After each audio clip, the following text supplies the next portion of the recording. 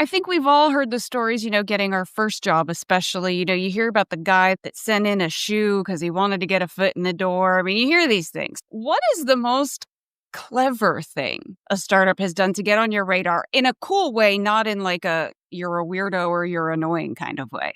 Let me tell two stories. One, the best hire we ever had was this.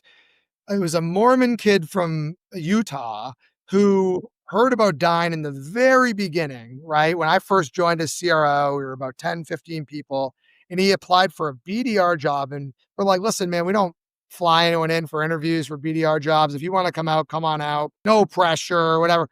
This guy flies all the way across the country, comes in for an interview. We liked him, but there was a few candidates.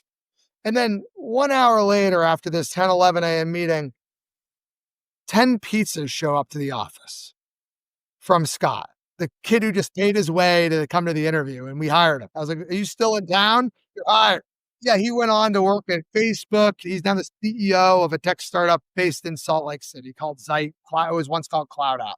Great guy, right? And I think like personal touch, that uniqueness, that stick out, that goes back to the early days of Mad Men and like advertising. And I love that sort of stuff. So I think it's really more that like interpersonal touch, not to get on our radar, but like in the stages of the funnel to prove that they like know who we are, know what our interests are.